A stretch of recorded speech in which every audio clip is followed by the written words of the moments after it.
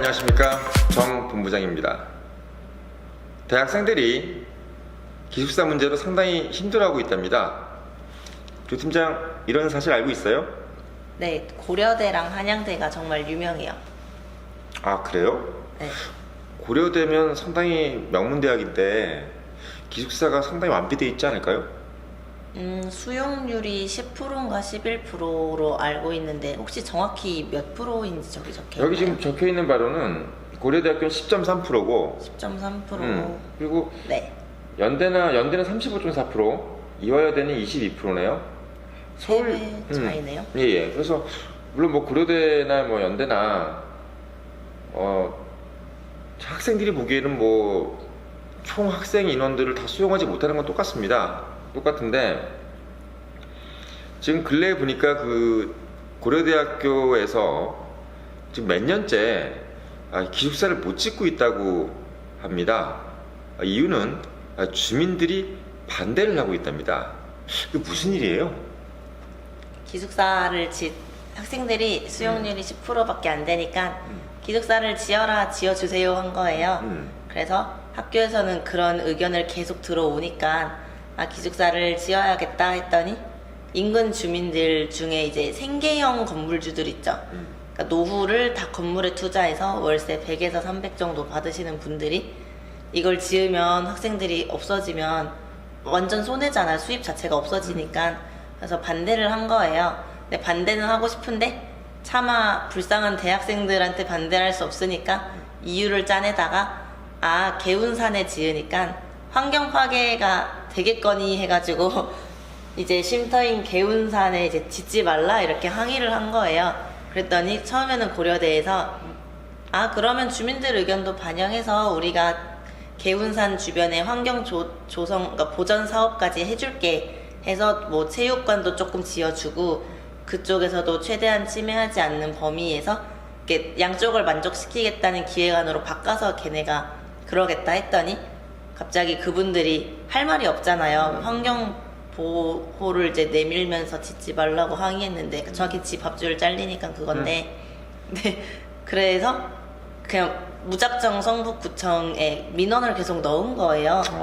네, 일단은 구청이나 어디든 일단은 무조건 민원이 들어오면은 구청에서 반응을 할 수밖에 없어요. 시큰둥한 반응이든 아니든 이제 공사 중단을 뭐 3일에서 뭐 5일 정도 유예시키는 반응이든 일단 무언가 반응이 되니까 그게 계속 늦어지는 거예요. 그러다 이제 약간 흐지부지 돼버렸는데 그런 부분이 이제 지역 이기주의죠. 건물주로부터 시작된 게 나중에는 그게 분위기 영향을 받았는지 모르겠는데 일반 집을 가진 사람들도 자기 집값 떨어지는 거 아닌가 해서 반대하는 사람도 몇 명 있다고 하더라고요. 저도 옛날에 그 고대 앞에를 가보면은 그 국민들이 자기 구 안에 이제 고려대학이라는 명문대학이 있다는 것을 상당히 자랑스러워하고 또 그걸 이용해서 많은 사업도 하고 여러 가지 뭐 장사도 하고 이랬던 것을 보는데 이런 것들을 보니까 좀 배신감 느끼겠어요, 대학생들이. 솔직히 진짜 산골짜기 뭐 고려대가 아니라 정말 산골짜기에 있는 대학교 주변 상권들은 군대도 마찬가지고 군인들이랑 대학생이 다 먹여 살리는 거거든요. 군대도 정말 시골에 있는 군인들이 그냥 어쩔 수 없으니까 주변 식당, 허름한 식당이라도 가서 밥을 먹잖아요. PC방이라도 1시간에 막 보통 1,000원 정도 하는데 2,000원 내고 굳이 PC방 가서 컴퓨터 하는 건데 그거 다 군인 없으면, 대학생 없으면 애초부터 망할 사업이잖아요. 그렇죠. 그러니까 뭐 정말 사람이 아무도 없으니까 이제 그런 거를 본인들이 그러니까 뭐 고객이라 생각을 굳이 하지 않더라도 지역 사회, 지역 주민, 뭐 우리 아들, 딸 뭐 이런 개념으로 생각을 해야 되는데 그게 아니니까. 참 거기다가 또 지금 사회 문제가 되고 있는 이 노령계층들이 상당히 많아지고 있지 않습니까? 그것 때문에 또 그분들이 이제 노후 대비를 통해서 집을 가지고 이제 임대 사업을 하는 거죠. 그래서 그런 분들이 지금 보면 몇 년 사이에 거의 50%씩 지금 증가를 하고 있답니다. 매년. 그래서 지금 그분들이 이제 딱히 다른 걸로 이제 노후를 준비할 수가 없으니까 그 집을 개조하거나 그리고 또 이제 원룸으로 이제 그냥 일반 집을 원룸으로 개조해가지고 그걸 가지고 한 달에 100에서 300 정도를 이제 버는 걸 목적으로 그렇게 하고 있대요. 근데 이분들이 지금 이제 들고 일어나는 거죠, 말하자면. 그쵸. 예, 예. 그래서 예전 같으면 참 이런 일들이 자연스럽게 해결될 문제들인데 지금 이게 왜 문제가 되냐면 이게 생존권과 관련된 문제라고 서로가 지금 버티기를 하고 있는 겁니다. 또 학생은 학생대로 지금 아까도 말씀드렸지만 지금 조 팀장이 얘기하고 있지만 상당히 지금 힘든 상황인데 뭐 아닐 말로 지금 최저 시급을 받아가면서 아르바이트를 해가지고 그걸 가지고 원룸의 월세를 지금 내기가 빠듯하고 또 뭐 대출금을 받아가지고 대출금을 갚는 것도 지금 빠듯한 그런 어떤 생존권, 그러니까 학생의 생존권과 그리고 지금 노인 세대의 생존권, 이 두 생존권들이 지금 충돌을 하고 있는 것 같아요. 그래서 그 사이에서 지금 학교가 상당히 지금 뭐 지금 애로사항을 지금 가지고 있는 것 같은데 학교 입장에서는 어떻게 보면 그래도 학생 편을 들어야 되지 않나요? 그래야 되는데 알다시피 그렇지가 않겠죠. 세상이 다 막 저희 같은 사람들이 정말 금수저 딸 아들이면 뭐 항의 자체를 안 하겠지만 일단 학생이 아무리 잘나봤자 학생이고 영향력이 별로 없잖아요. 옛날처럼 뭐 정말 시위하는 시대가 아니니까. 그럼 보통 아무래도 어른들 중에서 뭐 고려대 높은 사람이랑 연이 있다던가 그런 게 있을 것 같아요. 성북구청이랑 연이 있다던가 이런 맞아요. 사람들이 건물주 중에 한두 명 껴있겠죠. 그 사람 한마디가 고려대 학생 100명보다 더 강한 거죠. 그 사람 본인들한테는. 그러니까 겉보기에는 시위하는 게 더 커 보이지만 실제적으로는 밥 사먹고 얻어먹고 도움받은 사이인데 그걸 어떻게 또 외면하겠어요. 그런 게 얽혀 있겠죠. 저야 모르지만. 어떻게 보면 학교 거기 관계자들은 또 그 구 내에 있는 지역 유지들의 입김을 또 무시할 수가 없을 것 같습니다. 예, 또 거기 계신 분들이 또 학교 관계자들이 있을 수도 있고. 한두 명 정도 있을 거라 생각해요. 그러니까요. 건물이 여러 개니까. 그분들이 또 예를 들면 뭐 재단에 누가 또 있을 수 있고. 맞아. 뭐 그러다 보면 이제 상당히 겉으로 표현은 못하지만 이제 그러니까 암묵적으로 이제 조직적인 방해 같은 것도 좀 할 수도 있지 않겠나라고 싶은데 정말 학생들은 너무 힘들 것 같아요. 이 상황이라면 지금 뭐 월세가 너무 비싸잖아요. 서울 지금 월세가 어느 정도 됩니까? 제가 인터넷에서 고려대 사건 가지고 웹툰을 그린 이제 요약 정리 웹툰을 봤는데 그때는 50이었어요. 근데 50이 저희가 생각하는 호텔 같은 시설이 아니고 정말 낡았는데 그냥 서울에 있고 학교 가까이 있고 역세권 이런 이유로 비싸지는 건데 50만 원이면 최저시급을 3시간 일해도 3만 원을 못 벌거든요. 6천 얼마니까 3만 원 조금 못 미치게 버는데 그런 걸 계산을 해봤을 때 만약에 이제 평일에는 학교 다니니까 아르바이트를 못 한다 치고 주말에만 한다 해도 그게 온전히 집값으로만 나가는 거예요. 근데 뭐 집값만 내는 게 아니고 관리비나 뭐 공과금 같은 거 내면은 플러스 알파가 되잖아요. 핸드폰까지만 내도 이미 알바비로는 딱 정말 최소한만 내는데 그냥 다 없어지는 거죠. 지금 보니까 먹고 살아야 되니까. 지금 네. 보니까 이제 조 팀장 말대로 거의 조 팀장이 지금 적중했는데 조사한 내용을 보니까 서울 주요대학가 평균 월세가 49만 원 그리고 평균 보증금이 1,378만 원. 그러니까 이런 상황인데 이제 지금 최저시급 이상을 못 받고 있지 않습니까?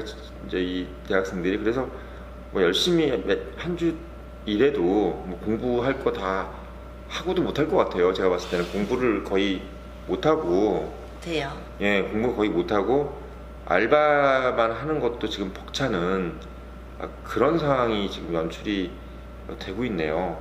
되고 있고 아까도 잠깐 말씀드렸지만 뭐 연대가 35.4% 정도로 평균이 21%인데 수용률이 학교에서 기숙사 수용률이 20%, 나머지들은 뭐 동국대 9%, 서울시립대 8%, 뭐 이래요.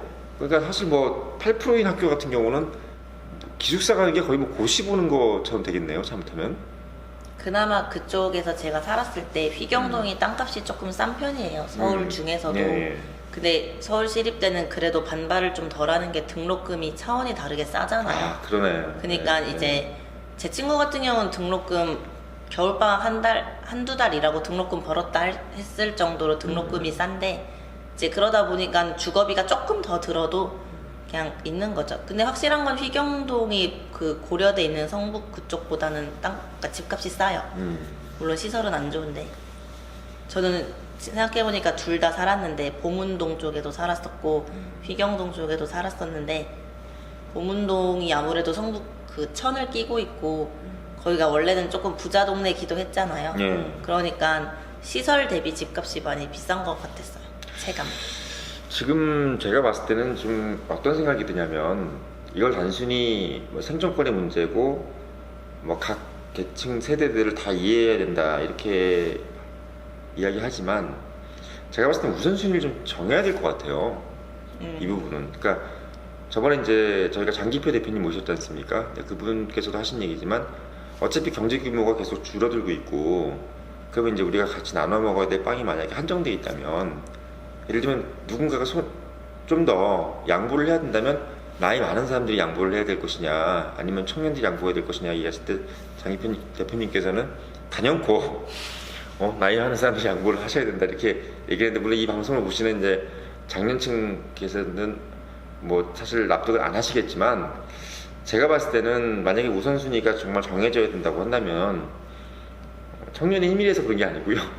제가 봤을 때는 청년 세대들이 좀 더 우선권을 가져가야 되지 않겠나. 그리고 지금 사실 뭐 기숙사가 지금 고려대 아까 고려대 얘기했지만 10.3%밖에 안 되는데 지금 평균이 21%인데 10.3%밖에 안 되는데 이걸 반대하면 안 되는 거예요. 예를 들면 연대처럼 35.4%다. 그러면 반대할 수도 있죠. 뭐 다른 데보다 높은데 뭘 또 짓느냐. 뭐 이럴 수는 있겠지만 지금 고대 같은 경우는 평균이 21%인데 10.3%밖에 안 되는 이 상황에서 또 이걸 반대한다? 이건 제가 봤을 때는 생존권의 문제를 넘어서 상식에서 어긋나는 그런 반대가 저는 아니는가 하는 생각이 듭니다. 뭐 아무쪼록 제가 봤을 때는 이 부분에 있어서는 반드시 청년 세대가 좀 우선권을 가져가야 된다. 이 생각을 가지고 있네요. 혹시 궁금한 게 있는데 만약에 기숙사 수용률이 고려대가 한 20에서 30% 정도 늘어났을 때 그 생계형 원룸 주인들이 정말로 돈을 못 벌까요? 제 생각에는 집 수요는 항상 많고 서울에 있는 집 수요는 항상 많다 생각해요. 지방이면 제가 장담할 순 없지만 근데 그런 경우에는 그냥 일단 고려대 학생들이 우선적으로 그래봤자 10명 중에 3명 기숙사 들어가는 건데 남는 애들이 조금 저렴한 가격에 들어갈 수 있지 않을까요? 저는 그 집이 빌 거라고 생각하진 않거든요. 저는 조 팀장 말에 완전히 동의하는 이유가 뭐냐면요. 경제라는 거는 선택의 문제입니다. 만약에 그런 상황이 연출이 됐을 때 또 거기에 맞는 적응을 하게 돼 있어요. 그러니까 그 방이 당장은 좀 힘들겠죠. 그러면 다른 부분으로 또 활로가 터지게 되고 어쨌든 간에 이게 기숙사가 100%가 되지 않는 이상 뭐 그걸 수요가 계속 있단 말이죠. 그냥 제 생각에는 돈이 없으니까 보통 원룸에 2명 살거든요. 뭐 남자애들 같은 경우는 조금 더 많이 산다 하더라고요. 근데 그게 그냥 한 사람당 1명이 되는 거라고 생각해요. 돈은 별 차이 없을 거라 생각해요. 제 생각에. 그리고 또 이제 이게 이제 또 이제 고급화가 될 수도 있고요. 학생들 중에 또 평평이 좋은 학생들도 있기 때문에 네. 예를 들면 너무나 어떻게 보면 뭐 지방 학생들한테 평균적으로 생각할 것이 아니라 뭐 차별화가 또 있을 수 있고 근데 아무튼 여러 가지로 어떻게 보면 대응책은 있게 마련이라고 생각을 해요. 그래서 제가 오늘 말씀드리는 거는 청년 세대를 대변하는 청년의 힘으로서 제가 또 꼭 당부드리고 싶은 거는 이 기숙사 문제만큼은 학생들 편에서 학교가 과감한 결단을 내려줬으면 좋겠다는 당부를 드리는 바입니다. 네, 오늘 이상 정 본부장이 직톡이었습니다.